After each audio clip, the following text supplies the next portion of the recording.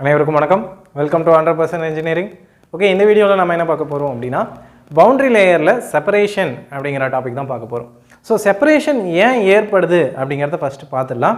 And then செப்பரேஷனுக்கான conditions என்னென்ன, எதை base பண்ணி கொஷின்ஸ் கேட்பாங்க அப்படிங்கிறத பார்த்துடலாம். ஓகே, ஃபஸ்ட்டு செப்பரேஷன் அதை அண்டர்ஸ்டாண்ட் பண்ணுறதுக்கு நம்ம பவுண்டரி லேயர் எடுத்துக்கலாம்.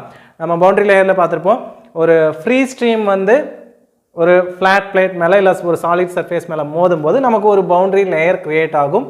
பவுண்டரி லேயருக்கு வெளியே ஃப்ரீ ஃப்ளோ நடக்கும், ஐடியல் ஃப்ளோவாக இருக்கும். பவுண்டரி லேயருக்கு உள்ள விஸ்கஸ் ஃப்ளோ நடக்கும் அப்படின்னு பார்த்துருந்தோம்.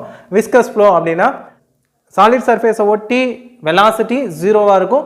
சாலிட் சர்ஃபேஸ்லேருந்து ஒய் அப்படிங்கிற டைரெக்ஷன் நம்ம மூவ் ஆக உங்களுக்கு வெலாசிட்டி இன்க்ரீஸ் ஆகும். அப்போ du by dy is greater than 0. கரெக்டா? It is not equal to 0. It is greater than 0. நாம இப்படி போக velocity increase ஆகிட்டே போகுது. y அப்படிங்கிற டைரக்ஷன் போக velocity increase ஆகுது. அப்போ du by dy is greater than 0. Okay, so இது ஒரு கண்டிஷன், ரைட்? இப்போது இங்கே போயிட்டு இருக்கக்கூடிய இந்த லேயர் பார்த்தீங்கன்னா கம்மியான வெலாசிட்டியில் ஃப்ளோ ஆகும். அப்போது கம்மியான வெலாசிட்டியில் ஃப்ளோ ஆகுது, ஆஸ் வெல் அஸ் அது இந்த சர்ஃபேஸில் மோதிட்டு போகிறதுனால அது மேலே ரெசிஸ்டன்ஸ் ஃபோர்ஸ் செயல்படுது, தடை செயல்படுது. ஒரு இந்த சாலிட் சர்ஃபேஸ் வந்து இதை ரெசிஸ்ட் பண்ணுது. ஓகே, ரெசிஸ்ட் பண்ணுறதுனால அதன் தடையை மீறி இந்த ஃப்ளூயிட் பார்ட்டிகல் மூவ் ஆகணும். அப்படிங்கிறதுனால இதுக்கு மேலே போகக்கூடிய இந்த ஃப்ளூயிட் பார்ட்டிகல்லேருந்து கைனெட்டிக் எனர்ஜி அப்சர்வ் பண்ணிக்கும். ஓகே, அப்படி ஒவ்வொரு லேயரும் மேலே இருக்கிற லேயர்லேருந்து கைனெட்டிக் எனர்ஜி அப்சர்வ் பண்ணிக்கும். அதை தான் நம்ம அதனால தான் என்ன பண்ணியிருப்போம், நம்ம momentum thickness and displacement thickness and energy திக்னஸ்ன்னு சொல்லிட்டு நம்ம பவுண்டரி லேயரை கொஞ்சம் எக்ஸ்டெண்ட் பண்ணி வச்சுருப்போம். இதனால தான். ஓகே, ஸோ அந்த கான்செப்ட் இதில் வந்துடுது, பார்த்துக்கோங்க. ரைட், ஓகே, அதெல்லாம் ஓகே. இங்கே இந்த மாதிரி எனர்ஜியை வந்து இது ஒவ்வொரு இதில் இருந்தும் ஒவ்வொரு சப்சிக்வெண்ட் லேயர்லேருந்தும் எனர்ஜியை டிஸ்பிளேஸ் பண்ணுது. ஓகே, அதனால் தடையை மீறி ஃப்ளோ ஆகுது. ஈவன் தோ ஒரு குறிப்பிட்ட தூரம் அப்படியே மூவ் ஆக ஒரு செர்டைன் பாயிண்டில் ஒரு பாயிண்ட்டை ரீச் ஆகும்போது அந்த தடைய ரெசிஸ்டன்ஸை மீறி இந்த ஃப்ளூயிட் பார்ட்டிகல் மூவ் ஆக முடியல.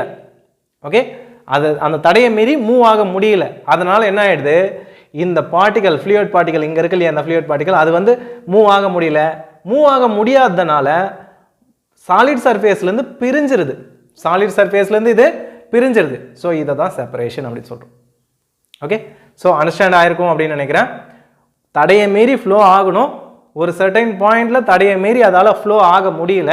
அதனால் சாலிட் சர்ஃபேஸை ஒட்டி மூவ் ஆகிட்டு இருந்த அந்த ஃப்ளூயிட் பார்ட்டிகல் என்ன ஆகிடுது, சாலிட் சர்ஃபேஸ்லேருந்து விலகி தனியாக போயிடுது. So that point is nothing but separation point. இது செப்பரேஷன் பாயிண்ட் அண்ட் இந்த ஃபினோமினான் பேர் செப்பரேஷன் அப்படின்னு சொல்கிறோம். ஓகே, ஸோ செப்பரேஷனில் நீங்கள் பார்க்க வேண்டியது, இதுக்கு மேலே பார்க்க வேண்டியது பார்த்தீங்கன்னா இங்கே பாருங்கள், வெலாசிட்டி. இந்த இடத்துல செப்பரேஷன் நடந்ததுக்கப்புறம் வெலாசிட்டி பாருங்கள் ஆப்போசிட் டைரெக்ஷனில் இப்படி மூவ் ஆக ஆரம்பிச்சிச்சு. ஃப்ளூயிட் பார்ட்டிகல்ஸ்லாம் இப்படி மூவ் ஆக ஆரம்பிச்சிச்சு இந்த இடத்துல. Okay, that means change in velocity with respect to Y is less than 0. Okay, இது வந்து டீசலரேட் ஆகுது. Okay, less than 0. இந்த பாயிண்டில் du by dy change in velocity with respect to y direction is equal to 0. அதாவது இங்கே பார்த்தீங்கன்னா கிட்டத்தட்ட இந்த மாதிரி வரும் கர்வ், இந்த மாதிரி வரும். ஓகே, ஸோ ஒரு பர்டிகுலர் டிஸ்டன்ஸ் பார்த்தீங்கன்னா du by dy யோட வேல்யூ 0 அப்படின்னு வருது. ஓகே, அப்போ du by dy equal to 0 அப்படின்னா அது வந்து separation point. du by dy அதாவது சேஞ்ச் இன் வெலாசிட்டி, அதாவது வெலாசிட்டி கிரேடியன்ட் லெஸ் தென் 0 அப்படின்னா, வெலாசிட்டி கிரேடியன்ட் லெஸ் தென் 0னா இங்கே ஃப்ளோ என்ன ஆயிடுச்சு, சாலிட் சர்ஃபேஸை விட்டு விலகிடுச்சு. ஸோ இது டிட்டாச்டு ஃப்ளோ. அதை தான் டீன்னு நோட் பண்ணியிருக்கேன். செப்பரேஷன் பாயிண்ட்டை எஸ்ன்னு நோட் பண்ணியிருக்கேன். அண்ட் ஏன் நோட் பண்ணியிருக்கிறது, இங்கே வந்து வெலாசிட்டி கிரேடியன்ட் எப்படி இருக்குது, du by dy யோட value greater than 0. So velocity Y direction போக இன்க்ரீஸ் ஆகுது. ஸோ இது வந்து அட்டாச்டு ஃப்ளோ. வெலாசிட்டி கிரேடியன்ட் பாசிட்டிவாக இருந்துச்சுன்னா ஃப்ளோ வந்து அட்டாச்டு ஃப்ளோவாக இருக்கும். வெலாசிட்டி கிரேடியன்ட் நெகட்டிவாக இருந்துச்சுன்னா ஃப்ளோ வந்து டிட்டாச்டு ஃப்ளோவாக இருக்கும். Velocity gradient is equal to 0 அப்படின்னா ஃப்ளோ வந்து செப்பரேட் ஆகுது, அந்த பாயிண்டில் தான் செப்பரேட் ஆகுது அப்படின்னு அர்த்தம். இந்த இடத்துல கர்வ் பார்த்தீங்கன்னா இந்த மாதிரி இருக்கும், எக்ஸாக்டாக பார்த்தீங்கன்னா இப்படி இருக்கும். ஓகே, ஒரு சர்டைன் டிஸ்டன்ஸுக்கு பாருங்கள் du by there is no change in velocity, ஒரு குறிப்பிட்ட டிஸ்டன்ஸுக்கு சேஞ்ச் இன் வெலாசிட்டியே இல்லை. இங்கே கர்வ் கொஞ்சம் தப்பாக வரைஞ்சிட்டேன், இந்த மாதிரி தான் இருக்கும். ஓகே, அதுக்கப்புறம் தான் வெலாசிட்டி மாற ஆரம்பிக்குது. அப்போது இந்த லேயர் எங்கே வரலும் நமக்கு வெலாசிட்டி சேஞ்ச் இன் வெலாசிட்டி வந்து 0வாக இருக்கோ அந்த லேயர் வரலும் என்ன ஆகிடும், செப்பரேட் ஆகிடும். ஓகே, ஸோ அதுதான் செப்பரேஷன் அப்படின்னு சொல்கிறோம். ஓகே, இந்த கண்டிஷனை பேஸ் பண்ணி தான் நமக்கு கொஷின் வரும். அட்டாச்டு ஃப்ளோனா என்ன கண்டிஷன், வெலாசிட்டி கிரேடியன்ட் எப்படி இருக்கணும், பாசிட்டிவாக இருக்கணுமா நெகட்டிவாக இருக்கணுமா. ஓகே, அதுவே டிட்டாச்டு ஃப்ளோனா வெலாசிட்டி கிரேடியன்ட் எப்படி இருக்கணும், செப்பரேஷன் பாயிண்டில் வெலாசிட்டி கிரேடியன்ட் எப்படி இருக்கணும். ஓகே, ஸோ இது இல்லாமல் இன்னொரு விஷயமும் இருக்குது, ப்ரெஷர் கிரேடியன்ட். ப்ரெஷர் கிரேடியண்ட்டை பொறுத்து ஃப்ளோ வந்து அட்டாச்டு ஃப்ளோவாக இருக்குமா இல்லை டிட்டாச்டு ஃப்ளோவாக இருக்குமா அப்படின்னு சொல்லி கேட்பாங்க. ஸோ அதுக்கு வந்து என்ன பண்ணியிருப்பாங்க அப்படின்னா புக்கில் பார்த்தீங்கன்னா ஒரு கர்வ் ஷேப் எடுத்து இதை வச்சு எக்ஸ்பிளைன் பண்ணியிருப்பாங்க. ஓகே, கர்வ் ஷேப் ஏன் எடுத்திருக்காங்க அப்படின்னா இந்த மாதிரி சாலிட் சர்ஃபேசஸ் எங்கே வரும் அப்படின்னு பார்த்தீங்கன்னா, ஃபார் எக்ஸாம்பிள் ரொம்ப நல்லா தெரிஞ்ச விஷயம், நமக்கு நல்லா தெரிஞ்ச விஷயம் அப்படின்னு எடுத்துக்கலாம். ஓகே, வெஞ்சுரி மீட்டர் எடுத்துக்கலாம். வெஞ்சுரி மீட்டரோட கன்வர்ஜிங் கோன், தென் த்ரோட்,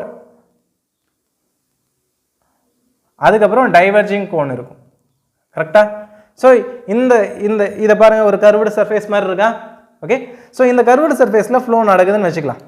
ஓகே, ஃப்ளோ நடக்கும்போது ஏரியா என்ன ஆகுது, டிக்ரீஸ் ஆகுது. அதே போல் இங்கேயும் இப்படி எக்ஸ் டைரக்ஷனில் மூவ் ஆகும்போது ஏரியா டிக்ரீஸ் ஆகுது.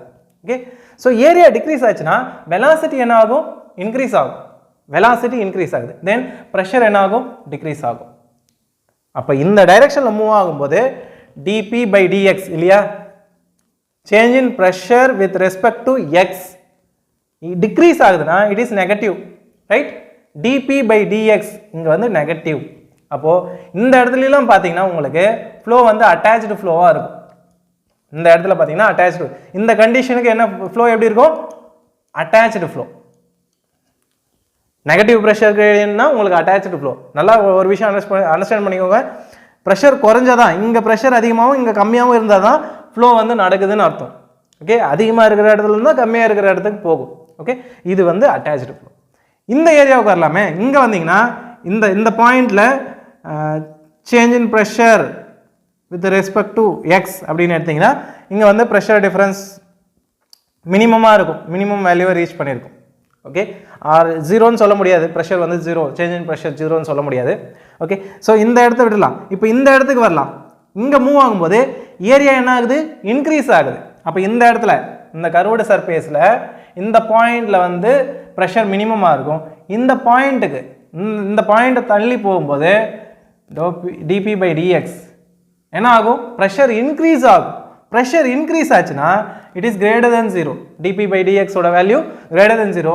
இது வந்து டிட்டாச்டு ஃப்ளோ.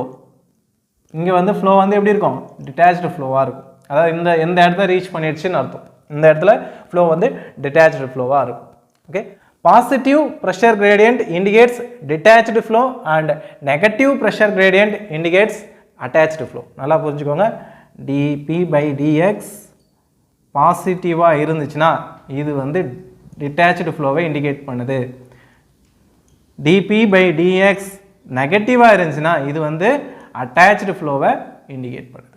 ஓகே, ஸோ இது வந்து டிபி பை டிஎக்ஸ் வந்து greater than 0 positive pressure gradient அப்படிங்கிறத அட்வர்ஸ் ப்ரெஷர் கிரேடியன்ட் அப்படின்னு சொல்லுவாங்க. இந்த DP by dx smaller than 0 அதாவது நெகட்டிவ் ப்ரெஷர் கிரேடியண்ட்டை ஃபேவரபிள் ப்ரெஷர் கிரேடியன்ட்னு சொல்லுவாங்க. ஏன் ஃபேவரபிள் அப்படின்னா அது ஃப்ளோ வந்து ஃபேவர் பண்ணுது. அதாவது இங்கே ப்ரெஷர் அதிகமாக இருக்குது, இங்கே கம்மியாக இருக்குது. அப்போ ஃப்ளோ இங்கேருந்து இங்கே நடக்குது. அப்போ ஃப்ளோ நடக்கிறதுக்கு அது ஃபேவராக இருக்கிறதுனால நெகட்டிவ் ப்ரெஷர் கிரேடியன்ட் வந்து favourable pressure gradient. And positive pressure gradient பொறுத்த வரைக்கும் ப்ரெஷர் இங்கே கம்மியாக இருக்குது, இங்கே அதிகமாக இருக்குது. அப்போ இங்கேருந்து ஃப்ளோ இங்கே நடக்கணும்னா அந்த ப்ரெஷரை எதிர்த்து, ஒரு ரெசிஸ்டன்ஸை எதிர்த்து தான் ஃப்ளோ நடக்கணும். அப்போ ஃப்ளோ நடக்கிறதுக்கு அங்கே ஒரு எதிர்ப்பு விசை உருவாகுது. அதை வந்து அட்வர்ஸ் ப்ரெஷர் கிரேடியன்ட் அப்படின்னு சொல்கிறோம். Okay, so adverse pressure gradient இருந்துச்சுன்னா ஃப்ளோ டிட்டாச் ஆகிடும். அண்ட் ஃபேவரபிள் ப்ரெஷர் கிரேடியன்ட் இருந்துச்சுன்னா ஃப்ளோ வந்து அட்டாச்டு ஃப்ளோ தான் நடக்கும். ஓகே, ஸோ இது வெஞ்சுரி மீட்டரில் நல்லா பார்த்துருப்போம். வெஞ்சுரி மீட்டரோட இந்த டைவர்ஜிங் கோன் இருக்கு இல்லையா, டைவர்ஜிங் கோன் வந்து அதோட லென்த் அதிகமாக கொடுத்துருப்பாங்க. என்ன காரணம்னா அந்த ப்ரெஷர் டிஃப்ரென்ஸ் இருக்கு இல்லையா, dp/dx வந்து அது வந்து ரொம்ப அதிகமாக ஆகிடக்கூடாது அப்படிங்கிறதுனால கிராஜுவலாக ப்ரெஷரை இன்க்ரீஸ் பண்ணுறதுக்கு தான் என்ன பண்ணியிருப்பாங்க, லென்த்தை வந்து இன்க்ரீஸ் பண்ணியிருப்பாங்க. ஸோ இங்கே செப்பரேஷன் அதனால் தவிர்க்கப்படும். இந்த இடத்துல செப்பரேஷன் ஏற்படுறது தவிர்க்கப்படும். செப்பரேஷனை தவிர்க்கணுன்னா நம்ம என்ன பண்ணலாம், அந்த டைவர்ஜிங் கோனோட லென்த்தை இன்க்ரீஸ் பண்ணிக்கலாம். நம்ம ரொம்ப கம்மியாக வச்சோன்னா, லென்த்து ரொம்ப கம்மியாக வச்சோன்னா கண்டிப்பாக அங்கே வந்து செப்பரேஷன் ஏற்படுறதுக்கு நிறைய வாய்ப்பு இருக்குது. செப்பரேஷன் ஏற்படுச்சுன்னா நமக்கு தான் இழப்பு, லாஸ் ஏற்படும். ஓகே, ஸோ ஐ திங்க் கிளியராக இது வரலாம் அண்டர்ஸ்டாண்ட் ஆயிருக்கும் அப்படின்னு நினைக்கிறேன். செப்பரேஷன் அப்படிங்கிறது இந்த பாயிண்டில் இதை பேஸ் பண்ணி தான் நமக்கு கொஷின் வரப்போகுது. கான்செப்ட் கிளியராக அண்டர்ஸ்டாண்ட் பண்ணிக்கோங்க. கொஷின் வரணும் அப்படின்னா இதை பேஸ் பண்ணி தான் கொஷின் வரப்போகுது. Okay, so thank you so much for வாட்சிங் திஸ் வீடியோ. இந்த வீடியோ உங்களுக்கு ஹெல்ப்ஃபுல்லாக இருந்தால் கண்டிப்பாக 100% இன்ஜினியரிங் யூடியூப் சேனலை சப்ஸ்கிரைப் பண்ணுங்கள் அண்ட் மறக்காமல் உங்கள் ஃப்ரெண்ட்ஸ் கிட்ட ஷேர் பண்ணுங்கள். தேங்க்யூ.